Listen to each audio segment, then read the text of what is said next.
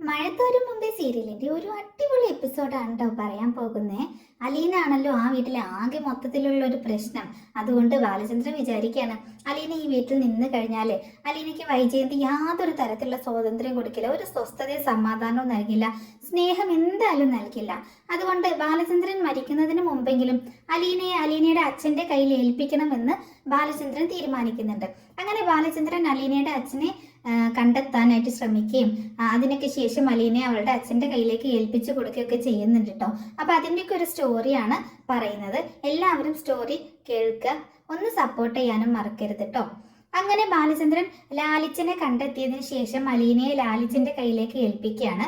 ആ സമയത്ത് ആഗ്രയിൽ നടന്ന സംഭവത്തെ പറ്റി ലാലിച്ചൻ വിശദീകരിക്കുന്നുണ്ട് ബാലചന്ദ്രന്റെ അടുത്ത്.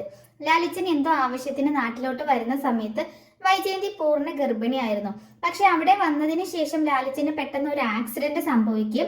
ഒരു വർഷത്തോളം കാലം ലാലിച്ചൻ ചികിത്സയിലും ആയിരുന്നത് കൊണ്ട് പിന്നെ വൈജയന്തിയെ കാണുവാനോ അന്വേഷിക്കാനോ ഒന്നും പറ്റിയിരുന്നില്ല കേട്ടോ. ആ സമയത്ത് വൈജയന്തി പ്രസവിച്ചു. വൈജയന്തിക്ക് എന്ത് സംഭവിച്ചു എന്നുള്ള കാര്യം ഒന്നും ലാലിച്ചൻ അറിയാൻ കഴിഞ്ഞില്ല. കുറച്ചു നാൾ കഴിഞ്ഞതിന് ശേഷമാണ് ലാലിച്ചൻ മനസ്സിലാക്കുന്നത് വൈജയന്തി മറ്റൊരു വിവാഹം കഴിച്ച് സുഖമായിട്ട് ജീവിക്കുന്നു എന്ന്.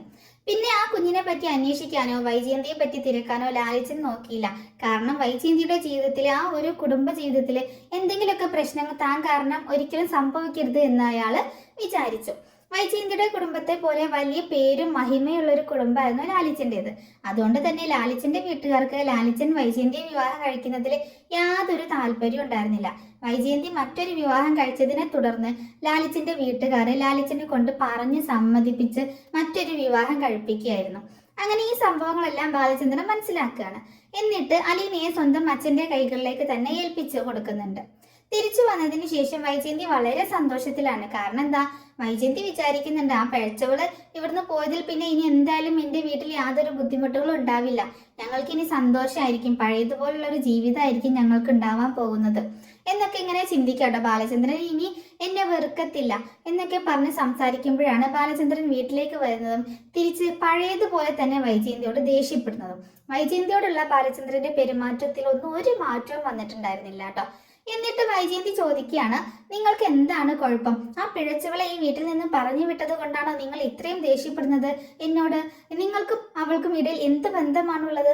ഇത്രയും നാളും ഞാനും നിങ്ങളുടെ കൂടെ ജീവിച്ചിട്ട് നിങ്ങൾക്ക് എന്നോടുള്ളതിനേക്കാളും സ്നേഹം ആ 2 ദിവസം കൊണ്ട് കണ്ടവളെയാണോ? അവൾ എന്ത് തലയണ മന്ത്രമാണ് നിങ്ങൾക്ക് ചെയ്തത് എന്നൊക്കെ ചോദിച്ച് സംസാരിക്കുന്ന സമയത്ത് ബാലചന്ദ്രന് വളരെയധികം ദേഷ്യം വരാം കേട്ടോ. അങ്ങനെ വൈജയന്തിയോട് ദേഷ്യപ്പെട്ട് സംസാരിക്കുകയാണ്, നിനക്ക് എന്ത് യോഗ്യതയാണ് ഉള്ളത് അവളെ പിഴച്ചവൾ എന്ന് പറയാൻ? ആ കുട്ടിയുടെ അമ്മയാണ് പിഴച്ചവൾ, അല്ലാതെ അവളല്ല. നിനക്ക് എന്തെങ്കിലും കാര്യങ്ങൾ ഓർമ്മയുണ്ടോ? 22 വർഷങ്ങൾ നീ എൻ്റെ കൂടെ ജീവിച്ചിട്ട് നിനക്ക് എന്തെങ്കിലും കാര്യം എന്നോട് പറയാനുണ്ടായിരുന്നോ? നീ ഒരു കാര്യവും എന്നോട് പറഞ്ഞില്ല എന്നൊക്കെ പറഞ്ഞിട്ട് ബാലചന്ദ്രൻ ആ ഒരു കാര്യം എന്താണെന്ന് വൈജയന്തിയോട് തുറന്ന് പറയുന്നില്ല കേട്ടോ. ബാലചന്ദ്രൻ തിരിച്ചു പോവുകയാണ്, റൂമിലേക്ക് തന്നെ പോവുകയാണ്. വൈജയന്തി ആണെങ്കിലോ സ്വന്തം മകളായ അലീനയും തന്നെയും ചേർത്ത് പറയുന്ന കാര്യങ്ങൾ ആലോചിച്ചിട്ട് വൈജയന്തി സ്വന്തം മകളായിട്ടുള്ള അലീനയും തന്നെയും ചേർത്ത് പറയുന്ന കാര്യങ്ങളൊക്കെ ആലോചിച്ചിട്ട് ബാലചന്ദ്രന് ഭയങ്കര വിഷമം ഉണ്ടാവുകയാണ്. ബാലചന്ദ്രൻ റൂമിൽ കിടക്കുന്ന സമയത്ത് നെഞ്ചിനകത്തൊരു വേദന വരികയാണ്. അലീനയുടെ കാര്യം ആലോചിച്ചിട്ട് സ്വന്തം അമ്മയാണല്ലോ സ്വന്തം മകളെ പറ്റി ഇത്തരത്തിൽ പറയുന്നത് എന്ന് ആലോചിച്ചിട്ട് അങ്ങനെ പല കാര്യങ്ങളും ചിന്തിച്ച് ബാലചന്ദ്രന് പെട്ടെന്ന് തന്നെ ഒരു നെഞ്ചുവേദന വരികയാണ്. അവിടെ നിന്ന് വീട്ടിൽ ആരും ഇല്ലാത്തത് കൊണ്ട് മനുവിനെ ഫോൺ ചെയ്ത് വിളിക്കുകയാണ്. മോനെ മനു, പെട്ടെന്ന് ഇവിടെ വരണം, എനിക്ക് നെഞ്ചുവേദനയാണ്, എന്നെ ഒന്ന് ഹോസ്പിറ്റലിൽ കൊണ്ടുപോകണം, വേറെ ആരും ഈ വീട്ടിലില്ല എന്ന് പറയട്ടോ. മനു കേട്ടപാടെ തന്നെ പെട്ടെന്ന് ബാലചന്ദ്രന്റെ വീട്ടിലേക്ക് വരുന്നുണ്ട്. ബാലചന്ദ്രനെയും കൊണ്ട് ഹോസ്പിറ്റലിലേക്ക് പോവാണ്. അവിടെ ചെന്ന് ബാലചന്ദ്രനെ അഡ്മിറ്റ് ആക്കി ICUവിൽ പ്രവേശിപ്പിക്കുകയാണ്.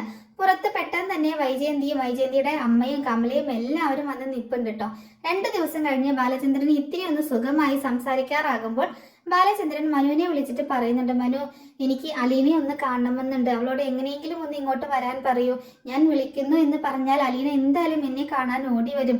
അപ്പോൾ മനു പറയുന്നുണ്ട്, ശരി അങ്കിളെ, ഞാൻ എന്തായാലും അങ്കിളിന്റെ മുമ്പിൽ അവളെ എത്തിച്ചിരിക്കും, ഇത് മനുവിന്റെ ഉറപ്പാണ് എന്ന് മനു വാക്ക് കൊടുക്കുകയാണ് ബാലചന്ദ്രന്.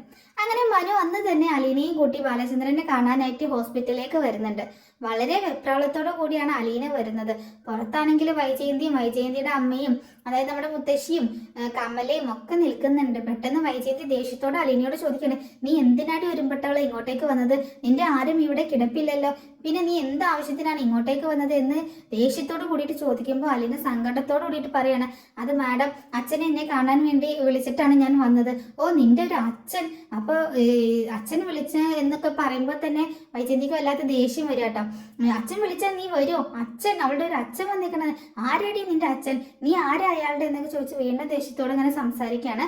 നിനക്കും അയാൾക്കും എൻ്റെ മക്കൾക്കും, എനിക്കും അയാൾക്കും എൻ്റെ മക്കൾക്കുള്ള ബന്ധത്തെക്കാളും കൂടുതൽ ബന്ധം നിനക്ക് അയാളുമായിട്ടുണ്ടോ? നീ എന്താടി ഒന്നും മിണ്ടാത്തത് എന്നൊക്കെ ചോദിക്കുമ്പോൾ മനു പറയുന്നുണ്ട്, ഒരാളകത്ത് വയ്യാതെ സുഖമില്ലാതെ കിടപ്പുണ്ട്, നിങ്ങൾ എന്താ ഇങ്ങനെ സംസാരിക്കുന്നത് ആൻറ്റി എന്ന് ചോദിക്കാട്ടോ. അങ്കിള് പറഞ്ഞിട്ടാണ് ഞാൻ അലീനയെ വിളിച്ചുകൊണ്ട് വന്നത്, അങ്കിളിന് അലീനയെ കാണണം എന്ന് പറഞ്ഞതുകൊണ്ടാണ് വിളിച്ചുകൊണ്ട് വന്നത്, വാ അലീന എന്ന് പറഞ്ഞ് മനു അലീനയും കൂട്ടിയിട്ട് ബാലചന്ദ്രനെ കാണാൻ പോവാണ്.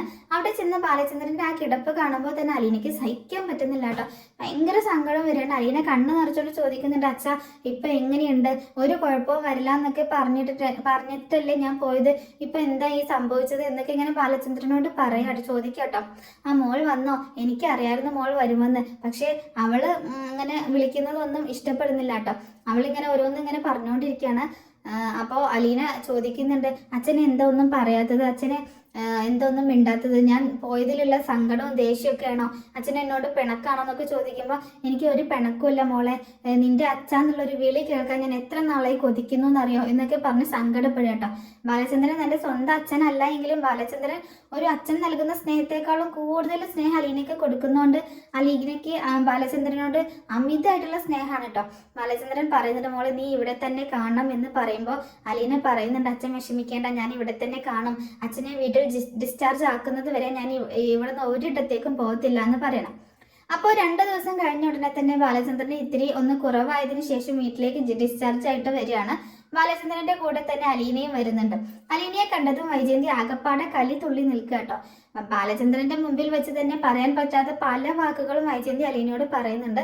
നീ എന്തിനാണ് ഇങ്ങോട്ടേക്ക് വന്നത്, ബാലചന്ദ്രനുമായിട്ട് നിനക്ക് എന്ത് അവിഹിതാണുള്ളത്, നീ എൻ്റെ വീട്ടിൽ കാല് കുത്തിയതിന് ശേഷമാണ് ഞങ്ങളുടെ വീട്ടിൽ ഒരുപാട് കലഹങ്ങളൊക്കെ ഉണ്ടായത്, നീ പോയതിനു ശേഷം എന്ത് സന്തോഷമായിരുന്നോ, ഞാൻ ഭയങ്കര ഹാപ്പി ആയിരുന്നു എന്നൊക്കെ ഇങ്ങനെ പറയണം. നീ ഇല്ലല്ലോ ഇന്ന് സമാധാനത്തിൽ ജീവിച്ചു വരികയായിരുന്നു, നീ പിന്നെ ഇങ്ങോട്ടേക്ക് തന്നെ വന്നല്ലോ എന്നൊക്കെ പറഞ്ഞ് ദേഷ്യപ്പെടുമ്പോൾ ബാലചന്ദ്രൻ പറയുന്നുണ്ട്, 22 വർഷം നീ എൻ്റെ കൂടെ ജീവിച്ചിട്ട് എന്ത് സമാധാനമാണ് വൈജയന്തി നീ എനിക്ക് തന്നത്, നീ എന്തെങ്കിലും ഒരു സ്നേഹം അല്ലെങ്കിൽ ഒരു സ്നേഹത്തോടെ ഒരു വാക്ക് നീ എന്നോട് സംസാരിച്ചിട്ടുണ്ടോ? എപ്പോഴും നിനക്ക് ബാക്കിയുള്ളവരെ ഭരിക്കണം, എപ്പോഴും നിന്റെ അധികാരം മാത്രമായിരുന്നു, പക്ഷെ ഞാൻ അതിനൊന്നും നിന്നെ തടസ്സപ്പെടുത്തിയില്ല, നിന്റെ ഇഷ്ടത്തിന് നീ ജീവിക്കട്ടെ എന്ന് കരുതി, നിന്റെ ഇഷ്ടത്തിന് നീ അധ്വാനിക്കട്ടെ എന്ന് കരുതി ഞാൻ ജ്വല്ലറിയും ബാക്കി കാര്യങ്ങളും ഒക്കെ നോക്കി നടത്തിയെങ്കിലും ഞാൻ നിന്നോട് എത്ര പ്രാവശ്യം പറഞ്ഞിട്ടുണ്ട് നമ്മുടെ മക്കളെ നോക്കി നീ വീട്ടിൽ തന്നെ ജീവിക്കണമെന്ന്, പക്ഷെ നിനക്ക് ആവശ്യം നീ സമ്പാദിക്കുന്ന പണമായിരുന്നു, എൻ്റെ താങ്ങിലും തണലിലും ജീവിക്കാൻ നീ ഒരിക്കലും തയ്യാറായിരുന്നില്ല. അലീന ഈ വീട്ടിലില്ലായിരുന്നു എങ്കിൽ നിന്റെ ഭവിതയുടെ ജീവിതം എന്താകുമായിരുന്നു, രോഹിത്തിന്റെ ജീവിതം എന്താകുമായിരുന്നു എന്നൊക്കെ ചോദിക്കട്ടെ വൈജയന്തിയോട്. അപ്പോൾ വൈജയന്തി പറയണം, അവൾ എന്ത് തെറ്റാണ് ചെയ്തത്? ബാലചന്ദ്രൻ പറയുന്നുണ്ട്, അവൾ ഒരു തെറ്റും ചെയ്തില്ലേ, അവളുടെ കൂടെ പഠിക്കുന്ന ഏതൊരു പയ്യനെ അവൾ റൂമിനകത്ത് കയറ്റിയില്ലേ, അത് പോരാഞ്ഞിട്ട് അവൾ റിസോർട്ടിൽ പോയിട്ട് ഒപ്പിച്ചതൊക്കെ നീ മറന്നു പോയോ എന്നൊക്കെ ചോദിക്കട്ടോ. അതൊക്കെ അവളടുത്ത് തെറ്റൊന്നും വന്നിട്ടില്ലല്ലോ എന്നൊക്കെ പറയുമ്പോൾ നീ ഒരു കാര്യം അറിയാത്തതുപോലെ അഭിനയിക്കരുത് കേട്ടോ, കണ്ണടച്ച് ഇരുട്ടാക്കരുത്, രോഹിത് എന്തൊക്കെയാണ് അവിടെ കാണിച്ചു കൂട്ടിയത് അതൊക്കെ നീ മറന്നുപോയോ എന്നൊക്കെ ചോദിക്കട്ടോ.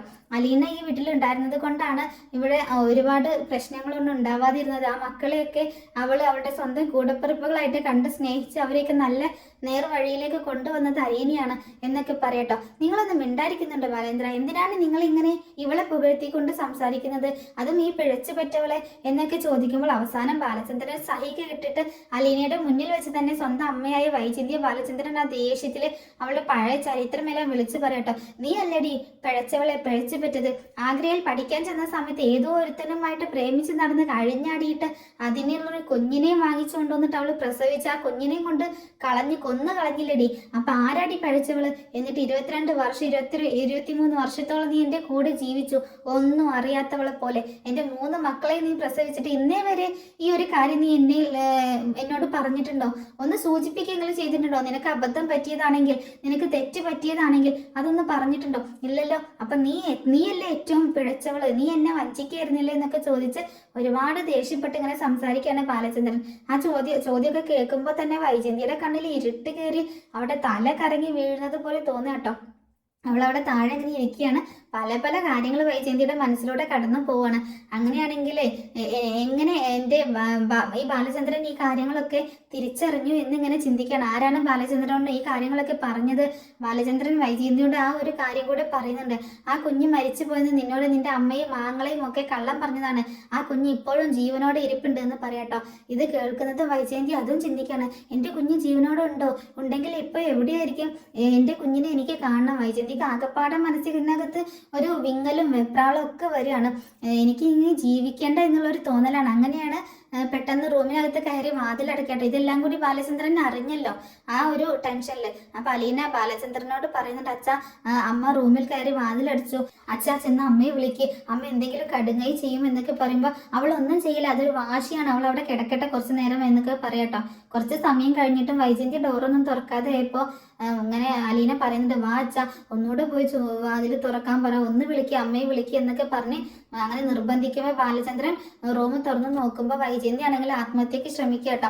അവിടെ ഇങ്ങനെ കയ്യിലെ ബ്ലഡൊക്കെ കട്ട് ചെയ്യാനായിട്ട് ശ്രമിക്കുകയാണ്. ആ ബ്ലഡിൽ കുളിച്ചിങ്ങനെ കിടക്കുക കേട്ടോ. ഇത് കണ്ട് ബാലചന്ദ്രൻ പെട്ടെന്ന് തന്നെ വൈജയന്തി ഹോസ്പിറ്റലിലേക്ക് എത്തിക്കുകയാണ്.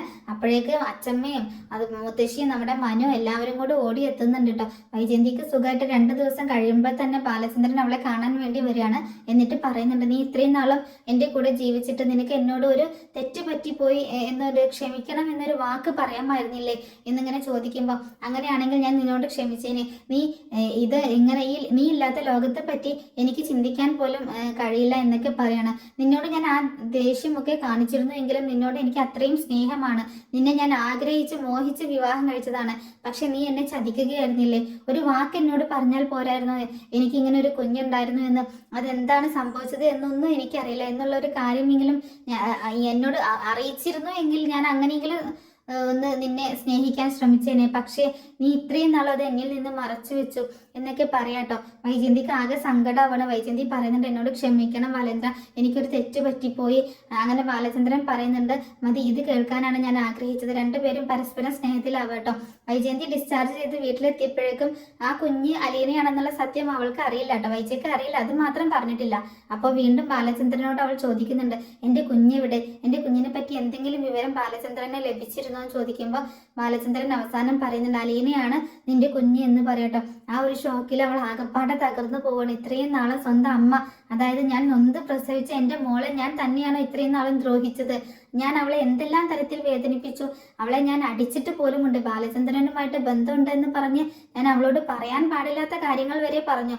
എങ്ങനെയായിരിക്കും എൻ്റെ കുഞ്ഞ് ഇതൊക്കെ സഹിച്ചിട്ടുണ്ടാവുക എന്നൊക്കെ ഓർത്തിട്ട് ഇങ്ങനെ സങ്കടപ്പെടുക കേട്ടോ. തൻ്റെ ഭർത്താവ് ഈ കാര്യങ്ങളൊക്കെ അറിഞ്ഞിട്ടാണ് അലീനയെ ഇത്രയധികം സ്നേഹിച്ചതെന്നും അവളെ സ്വന്തം മകളായി അംഗീകരിച്ചതെന്നും വൈജയന്തി മനസ്സിലാക്കട്ടോ. അങ്ങനെ ബാലചന്ദ്രനോട് വല്ലാത്ത സ്നേഹവും സഹതാപവും ഒക്കെ തോന്നുകയാണ്. അവർ പരസ്പരം സ്നേഹത്തിൽ അങ്ങനെ ജീവിക്കുകയാണ്.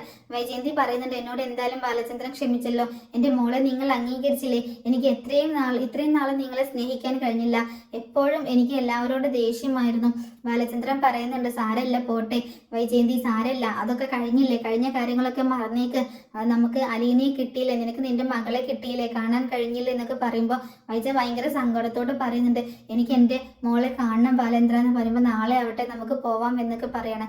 പെട്ടെന്ന് ബാലചന്ദ്രന്റെ നെഞ്ചുവേദന വന്ന് വൈജയന്തി വിളിക്കാൻ ശ്രമിക്കട്ടെങ്കിലും ഉറക്കത്തിലായതുകൊണ്ട് വൈജയന്തി കേട്ടില്ല. ബാലചന്ദ്രൻ എണീറ്റ് താഴെ പോയി വെള്ളം കുടിക്കാന്ന് വിചാരിച്ച് എണീക്കുന്ന സമയത്ത് കട്ടിലിൽ നിന്ന് മറിഞ്ഞ് താഴേക്ക് വീഴുക കേട്ടോ. വീഴുന്ന സൗണ്ട് കേട്ടിട്ടാണ് വൈജി എണീക്കുന്നത്. ആ സമയത്ത് ബാലചന്ദ്രന്റെ മൂക്കിൽ നിന്നും വായിൽ നിന്നൊക്കെ ഒത്തിരി ബ്ലഡ് പോയിരുന്നു.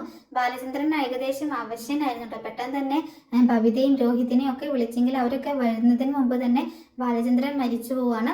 ബാലചന്ദ്രന്റെ മരണം വൈജയന്തിയിൽ വല്ലാത്തൊരു ആഘാതമായിട്ട് ഉണ്ടാക്കുന്നത്. താൻ പെട്ടെന്ന് ഒറ്റപ്പെട്ടു പോയി എന്നുള്ളൊരു അവസ്ഥ വൈജയന്തിക്ക് ഉണ്ടാവുകയാണ്. തൻ്റെ ഭർത്താവ് തന്നെ സ്നേഹിച്ചതിന്റെ 10% പോലും തിരികെ കൊടുക്കാൻ കഴിഞ്ഞില്ല എന്ന വേദന വൈജയന്തിയെ വേട്ടയാടാട്ടോ. ഇനി അവളുടെ ഏക ആഗ്രഹം എന്ന് പറയുന്നത് മകളായ അലീനയെ തന്നോടൊപ്പം താമസിപ്പിക്കുക എന്നതാട്ടോ. മനു അലീനയും തമ്മിൽ പ്രണയത്തിലാണെന്ന് മനസ്സിലാക്കിയ വൈജയന്തി ആദ്യം അവരുടെ വിവാഹത്തെ എതിർക്കുകയാണ്. ആ സമയത്ത് വൈജയന്തിയും കമലയും മനുവിനെ എതിർക്കുന്നുണ്ട് കേട്ടോ. നീ എന്തിനാണ് എവിടെന്നെങ്കിലും വന്ന വേലക്കാരി പെണ്ണിനെ സ്നേഹിച്ച് ഈ വീട്ടിൽ കൊണ്ടുവരുന്നത്? അപ്പോൾ മനു ശക്തമായിട്ട് എതിർക്കുന്നുണ്ട്. ഞാൻ കല്യാണം കഴിക്കുന്നുണ്ടെങ്കിൽ അത് അലീനയെ മാത്രമായിരിക്കും, ഇല്ല എങ്കിൽ എൻ്റെ ജീവിതത്തിൽ മറ്റൊരു പെണ്ണ് ഉണ്ടാവില്ല എന്നൊക്കെ പറയുന്നുണ്ട്.